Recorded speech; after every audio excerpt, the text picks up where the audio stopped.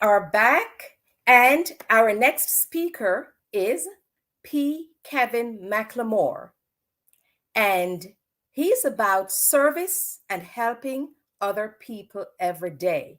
He will be delivering, we're going to be doing a fireside chat actually. And P. Kevin McLemore is about service and helping other people every day.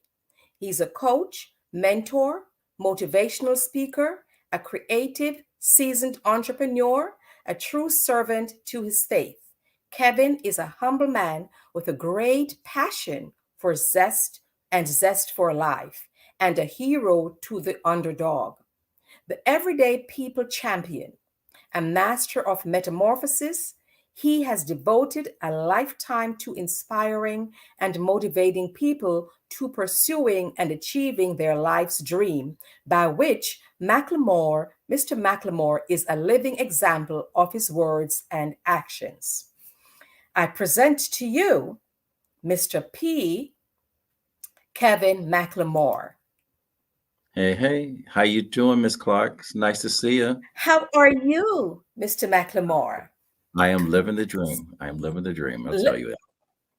Isn't that amazing? Living the dream. As I read your bio, you're passionate about helping the underdog. So let's talk about that, what you do to help the underdog. Some of the ways we're talking about the way that social anxiety impacts our society. How does that differ for Black men, would you say?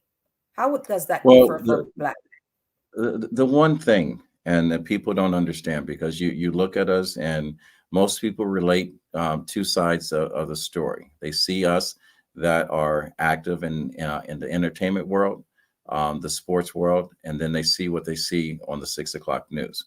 So the stigma of the Black man, and the way that I say it when I speak, is that we're an endangered species, because now we're at a position to whereas when you talk about the levels of success and the people that are climbing the corporate ladder and whatever, we seem to not have made it to the first or second realm. There's a handful of us that are doing well. Since the third grade, I was asked, how do I want to be remembered?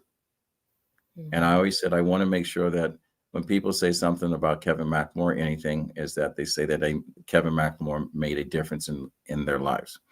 And I've always said I want to help other people every day. And that's where I came up with the acronym HOPE, HOPE, helping other people every day. And I built my business around that. Then the other part is my grandfather always said that when you get to a place in life that you can help someone else, it's your duty to do so. Reach one, teach one. And so even if you look at, my logo, it has one fist that basically has the knowledge that's being passed on someone that's open to receiving knowledge. And for a Black man, that knowledge is there. But in our present day people, we're not passing on that knowledge to our young men and showing them how to be young men. There's an absence in our home of Black examples of what a man should be. And then there's an absence in our community of men that are active in our community, replacing the absence of the father, the uncle, the grandparent, and so forth. I had all of those in my life. My story is not original to anybody else other than me. I always say none of us has an original story. The only difference between my story and your story is the cast of characters and the way that I respond to the life that I lived. And some of us live in a life that is full of turmoil, and others live a life that we're very optimistic that there is a system that works against us, but we're going to beat that system. And that's the way I pretty much lived my life. So the stigma that Black men have on the exterior, we don't wear it, but in social, private areas, we talk about, the things we have to overcome. We have women that are in our life that basically don't respond to us in the position because, financial roles have changed. We have more women that are producing. We have more women that are graduating from colleges at a faster rate. Our Black men happen to be dropping out of college, even though they're getting in. at a much faster rate just because we're looking at a fast life and trying to adapt to that fast life. For some reason, the mentality of our culture, we just haven't caught up. Yes. Yeah. Yeah. I mean, great answer. What you're saying is so on point. So let me ask you this. What are some ways that Black men can work through moments of social anxiety? We know it exists, but what are some ways that they can work through these moments of social Well, anxiety? I'm going to tell you, and how can I explain this? I'll be very direct. Last week, I spoke at one of the 107 historically Black colleges and universities, Central State University, which I'm a proud graduate, class of 81. I'm also a proud member of Phi Beta Sigma fraternity, all about business. The first thing is providing opportunity for ourselves. All right. Not having someone provide the opportunity for us is providing the opportunity for ourselves. Education, having a close relationship with people that are readers, that are providing us with literature that not only allows us to learn about who we are and where we come from, but Mhm. also the opportunities that are presented. Because when you live in an environment that opportunities are limited, you only exist in an environment that you see and you react to the environment that you live in. I was blessed because I was an athlete. Once I got off a bus and I went from Dayton, Ohio to Cincinnati, Cincinnati to Tennessee to Georgia to Alabama to South Carolina to Detroit, Michigan, I got a chance to see the rest of the Yeah. world. As soon as I Yeah. realized there was something outside of my community, I realized that the world is my choice to go out and get it. But you've got to surround yourself with people that provide you with an opportunity that hope is real, that the Yes. possibilities of you having a better life than your current circumstances is real. But if all of you see as death and destruction, that is your reality. But when you get out and you get on a plane and look out and see the clouds and realize that you went from one place and you landed in another place on some tropical island, there's fruit and there's people that speak a whole nother language and they believe, and you see children that are thriving from other countries, you always have to ask yourself, why can't that be me? Yes. Yes. And Yes. people like what you do on this show, what Dr. Kelly is doing with this platform, provides that opportunity to says it can be you. It can be you. And that's why it's important for us to go back and speak to our young people. Because, we are the average of the people that we surround ourselves with. And if people are in a place where everybody is doing this, that's what they will become because they don't know anything different. Correct? Um, You're exactly right. I will tell you this: there was a difference, and we have to adapt because, like our parents before us, when they watched us, they had issues with how we wore our hair and how we dressed and how we spoke, and we all had our own language because when you are 15 to 25, you are trying to establish yourself not only within your personal skin, you're trying to establish where do I fit in this world. So I encourage every alumni, every alumni of any of the 107 historically Black colleges to go back and speak. And I encourage the administrators to allow these conversations, to allow people to know what the real world is, because life is hard. It's not going to be easy. And it's mhm. harder for a man of color than it is for anybody else, other than a Yes. Black woman or other than a woman in general. So I just don't want to speak on just the melanated people, but as far as opportunities based on gender and the color of your skin, and sometimes religious beliefs, those are challenges. Our Yes. government is not set up in order to provide. I will tell you now, there's a system in place that if the right people have power, the funding that goes to 107 Black universities would be depleted, if not eliminated altogether. And the 107 will end up all basically being double digits or maybe single digits. We have to understand. And I had a conversation when I was speaking at Central State University with some of the alumni. And I spoke to a young lady that graduated from Cheney, one of the first Black colleges. And she said, sometimes we carry a stigma that no one ever placed on us, that we believe the education that we get from one of these historically Black colleges is not on the same level as it is when you graduate from one of the big universities, the top 10, the 12, and whatever. But you also have to remember, when an author writes a book, it's consistent with every other book that's been written from history. White pages, black ink. The education that's written there is not for someone that says, I read a book. The education that's written there is for someone to create a life with the education that was in that book. Most people graduated with a degree, but when you graduate Right. from a historically Black college, being a Black female, male, being a member of one of the Divine Nine, you graduate with a responsibility, not only to provide opportunity for yourself and your family, but to come back and lay a road that's a little easier for our youth and our graduates of tomorrow to follow. Correct. That's right. Oft some of us we forget. We forget. We forget. I want to jump to our last topic.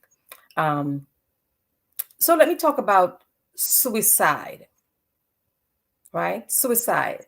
I know it is a difficult topic to chat about, but has there been a change in the trends for suicide amongst Black men?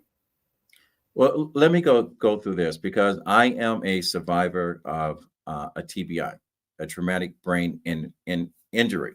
So I have things that I deal with every single day. I have to work at not stuttering. I have to concentrate every single day on trying to remember. I am faced with the fact that someone that I may have a conversation with yesterday, I may not be able to have the same conversation because it's not logged in the way. And when I describe the way my brain works, I say use the metric, the movie, The Metric, all those little things that you see going on. That's the way my mind works every single day. When it comes to being a Black male, we know that there is a system that is set up that it's against us. We are arrested at a much faster rate than any other male, Black, white, or whatever case may be. We are stigmatized at a much higher rate of anything negative. I mean, if you look at any movie, whatever, everything good is white, everything black, bad is black. And then we carry a heavier burden on ourselves. So when we talk about the mental illness, there's a higher rate of suicide during the holidays of a Black male, regardless of if it's traumatic brain injury or if it's just finding a place to exist in this world or in our families. Black men are committing suicide at a much higher rate. And it could be a lot. It could be um, relationship issues. It could be social anxieties, not being able to get a job that provides a living. It could be the stigma around having a mental problem because we don't see the doctors the way everyone else sees doctors or getting help.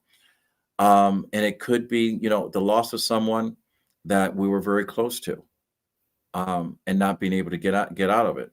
We don't seek the help, and then the medical community doesn't um, address our needs at the same level that if someone had the best of the best insurance coverage, we don't get the Mhm. same level of treatment. Which medical, that they take an oath, no matter what your insurance is, no matter what color your skin is, to provide the best mental, medical um, access to everyone. But for a Black man, we're proud people. We're proud people. It takes a lot for a Black man to say what he's not. It takes a lot for a Black man to ask for help. It takes a Black man to come to his spouse or his family and say, "Today, I just don't have it." I speak all the time, especially with the conversation of mental health and TBI, not as a Black man, but as someone that is a survivor and as an active activist of my Mhm. own mental health. Once I acknowledge the problems that I have and the things I have to deal with, it makes it easy for me to be active in it. Most people are looking for doctors and nurses and physical therapists to give you the answers. We're the experts of our own problems. But if we don't address them, we don't talk about them, and we're not active in resolving our problems, then our problems in time will destroy us, not only mentally, but sometimes emotionally and sometimes physically. And that's the reason why the holidays are hard, because our whole retail system is about abundance. And when you have less and you're not able to provide, we take things personal. I mean, I'll be the first to tell you, I stopped watching the news. We're the only culture in the world that every single time something bad happens, I just pray to God it's not a black person, because we Yeah. all carry the burden that everyone looks at whatever's happening as it being us. And we've got to change the mentality and start reinvesting in humanity. The only way our social ills are going to get better, the only wounds that we're going to heal over time, is we start to value humanity and value the fact that if we start working together, this whole world gets better. The whole world Yeah. gets better. You're absolutely correct, because even though we're talking about black men, if their quality of life is improved, everybody wins, right? It not only it starts in his household, and then you're changing the world, right? It's changing him inside, changing his household and his community, and then you change the world when you are able to get the help that you need. And you said something there, black men are hesitant to get help. And I think in their mind, because I'm not a black man, so I'm thinking, and I'm saying this based on conversations that I've had with black men, some think it's a sign of weakness to ask for help. I'm a black man, I'm a black man, why am I'm okay. And they say they're okay because they don't think it's okay to ask for help, so they say they're okay when they're not. What do you think about Well, that? well, it's not exactly how I think about it. It's the reality of it is that there's a stigma that we are supposed to Mhm. be strong. We're Yes. the person supposed to go out and hunt and gather and provide. Our system and the matrix of a relationship or family have all changed. The only thing is the standards that's been placed on a man in general, not just a black man. It's a burden that some of us just can't carry. All right. When, Yeah. I will tell you, I had a very thriving business in New York, and my wife at that time um, got promoted, and our company merged, and she was the first person, first female to become a partner at her law firm after the two companies. Her opportunities to make multi millions became, you know, it was wonderful in conversation, but six figures for a black man is a good thing. You can answer that if you want. No, I'm that's okay. okay. All right. That's fine. But when you look at the fact that when you are no longer the breadwinner or bringing home the bacon, you're carrying the Mhm. groceries in. And if your spouse doesn't recognize that dollar has no loyalty or commitment to Mm. either party, but all of a sudden that dollar becomes weighted because of who brought the dollar in. Mm. When a black man starts to feel small, everything that he carries is Mm. extra heavy. And you Mhm. got to realize, and I say this, I have a couple books that I've written. One, my story, Indispensable Games of X's and O's, how I learned everything about life. I learned playing high school football. Football taught me the coping skills in order to exist in this system, to thrive in this system, but also it taught me how to live within my own skin and expect more of myself every single day and then pass that on. When I wrote Yeah. Dating with the Full Deck, I realized that in a relationship, we all have to be accountable for our part in the relationship, as well as the success, as is the failures.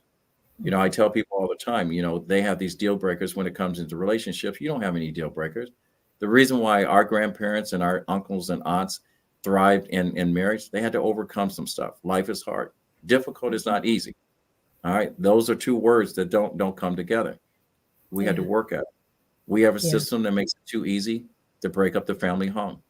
The system Yeah. was set up, especially for people of color, to make it easier for a Mhm. black man not to be part of the home. If a Mhm. woman needed Oh, assistance, yes. the woman needed assistance, as long as she had a man in there, she couldn't get assistance. So it made it easy. And then the mindset changed. And then when the man Yeah. decided not to come home, he was no longer Hmm. welcome. All right. There's no woman that can tell a man how to be a man because no woman knows how to. It's the same way a No. man doesn't understand what it takes a woman. But a woman, her mind is set up for 7 different layers in the front of cortex. We have 2. So we're already at a disadvantage. Hmm. So that stigma, the mindset, and not knowing. The key thing Hmm. is, as a man in general, we need to feel that we belong, we're appreciated. We need to Respected. respect. We need to Yes. partner with people that embrace not only your manhood, but allow you to love them where they're at the moment and be able to shift and direct at that very moment. Yeah. We need to be better partners, not only for the partners that we're with. We need to become a better partner with the partner we have in our mind and our heart. Mhm. We need to get that Mhm. sense of pride and belonging. Yeah. You said something that resonates with me. Several years ago, I worked in a workforce program, and there were many ladies there who were getting assistance I taught the computer and customer services component of that program. And there were many ladies who were getting job readiness training. And some of them shared with me in order for them to get some assistance for their children, some of them were making $11 more than they should to qualify for child care. And also because their mate lived in the home, the children's father, then she couldn't get assistance, even though they needed it. So that $11 made a difference in getting, say, $400 for child care. So you're right when you say the system is set up for the family to break up where the man is no longer there, because then the thing is, then he has to leave the home in order for me to get help for my children. So I understand that, and I knew where those ladies were coming from when they shared that with me, because so many people need the help because of their income, but they're $11 above the threshold to get help. Right. And Eh, I just can't understand. Well, the one thing we have to realize, and we have to be honest, there is a system in play that does not include us. The system that for public assistance wasn't set up for people of color in general. All right. It was set up for people after World War II in order for families when people came home, in order for them to thrive. Um, will I be the first to say that, people of all races have taken advantage of the system? We all have those groups or pockets of people in every single race that will, as my grandmother would say, give them an inch, they'll take a mile. That will do Yeah. that. We have people that don't want to get up and work for a living, and that would thrive off the system, and so forth. And that's the reason why we have these systems in play. Mhm. But what we're looking for when I'm talking to, when I speak to people, I speak to the progressive human being, the people Mhm. that want to unite people, not just black or white, because we cannot get along as long as we're separate. We cannot thrive as long as we're separate.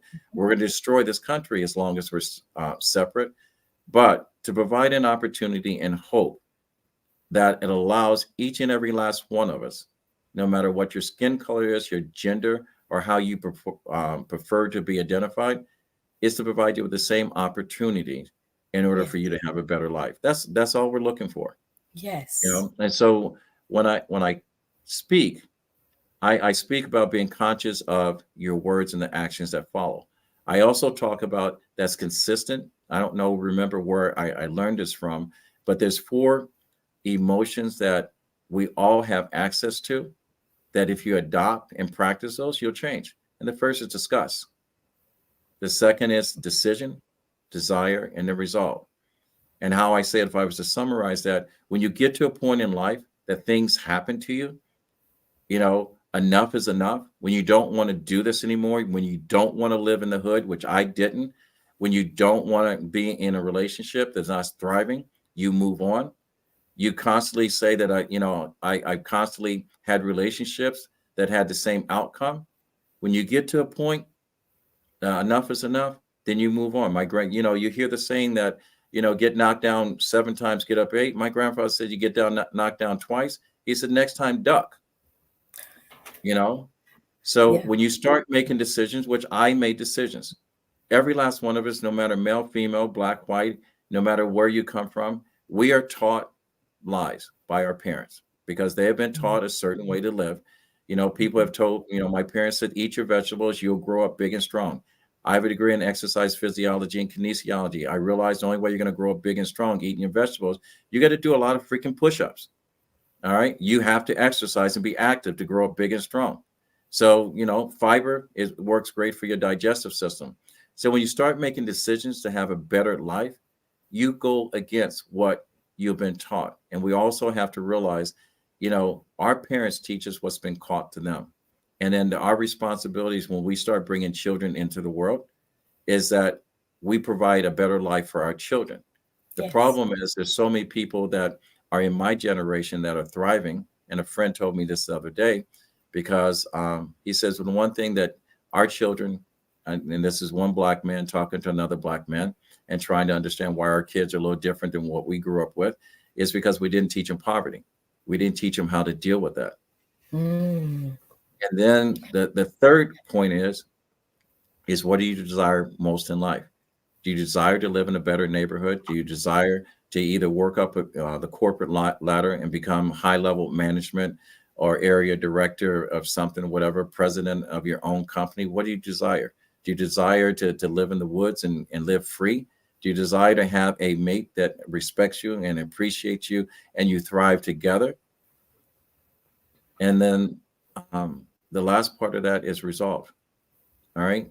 All So, black men, all black women, we have a history, 400 years of the way that a certain segment of this world has treated us. We have to own our history. That's part of our story. You mhm. know, we can't continue to throw it in their face. And only in order for anything to change, to be better, you got to do better. As Maya Angelou says, when you know better, you do better. Yeah. We've got to come to terms that, and America has to do this. Come to terms that we have a part of our history that's not pretty. Mhm. But, all right, the reason why tomorrow exists is because someone doesn't have the courage to do what's necessary today. And every Mhm. single day, I have the courage to make a difference in someone else's life and in my life being an example. It's the reason why I write books, because no matter what the system has in play for me, is that as long as the Library of Congress exists, my life will never end because of the words that I put on the paper. So every black child, every white child, every person that identifies different, my story is your story. It's not original. It's what you Yeah. do and Yes. what you have access to.